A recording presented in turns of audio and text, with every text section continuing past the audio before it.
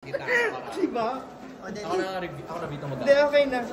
Ako na dito para may ano ka. Kaya rin na to. Okay na, sige na. Okay. Gusto mahawak mo to? Ay, Ay, sige. Meron pala siya. Yeah. Ayun si Mel. Hello po. Dito muna na ako. Go. Ay, uro na siya dito para medyo, yan, kasi nakikita pa yung ay, madali. pressure ako. Yeah. So, yun, Johnson, first of all, how does it feel yung mga tao na nanood kanina sa opening ko ng Cinemalaya? Galing na galing sa movie, and lalo na on your performance here as Mateo. Nakaka-overwhelm ko. Wow. Sobrang saya na ang daming nag-enjoy ng pelikula namin. And, ayun, hindi ko inaasahan na ganun kadami yung manonood. Meron din sa Cinematela. Kaya nga po, dalawang sinihan pa. Doon din yung mga pinsan ko actually nanood din sila. Ayun. So, kamusta na? Is this your third film na ba?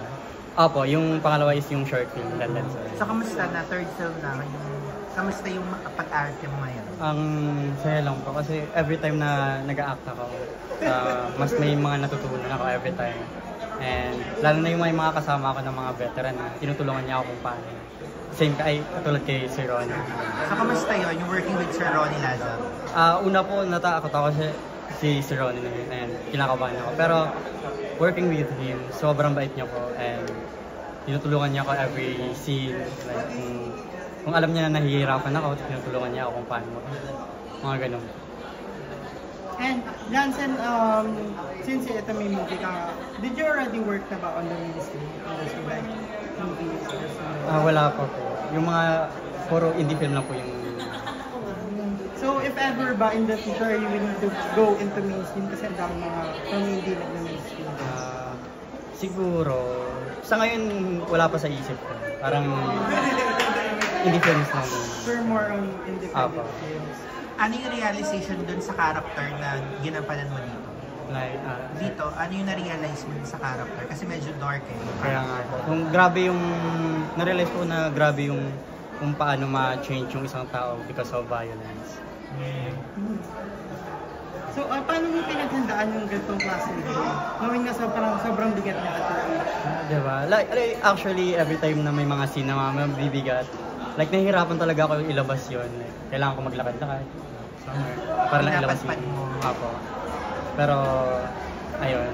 Tapos, nag-ano naman po kasi kami na workshop with Miss Ruben ng mga 3 days. Saan na shooting yung movie? Sa Iloilo po. Yeah. So, ano mong sinasabi ngayon ng mga classmate mo kapag napapanood ka? Kasi... actually, hindi pa nila ako napapanood. Hindi pa? Hindi pa. Mga classmate mo? Hindi pa po.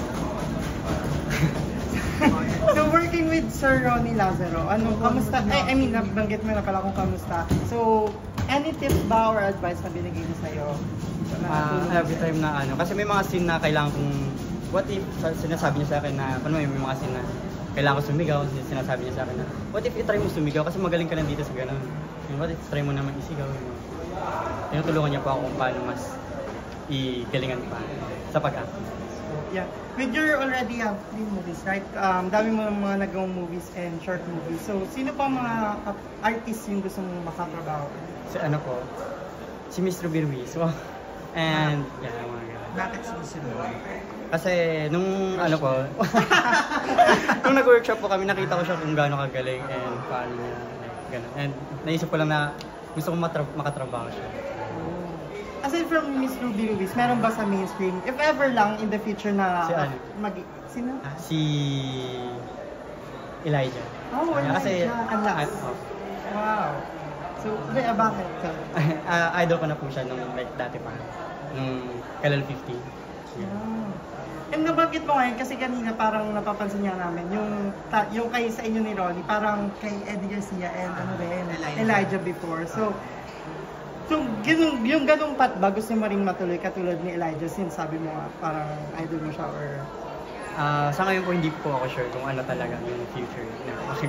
Sa ngayon parang kung ano na lang, parang kung may projects na bibigay, ganun, go.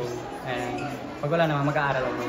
Ako last na lang, ano yung hindi mo makakalimutan na reaction ng mga international audience nung pinalabas mo sa ano? So, nakasama ka ba nung nag-premiere? Nung sa Japan. After ng mga na after nung pelikula, like magpa-picture sila and sinasabi na sobrang galing ko. Kinikilig naman ako. Mga Japanese. Mga Japanese. Ayun. Tapos sabi nila na, mga ano daw.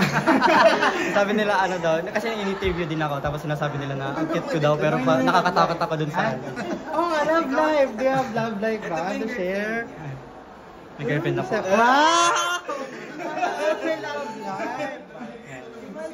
Sir, speaking of love life, so are you willing to have a love team ba in the future then? Si Tita Ruby nga. Hindi rin. Parang ano, siguro, maybe. Maybe. Ko alam.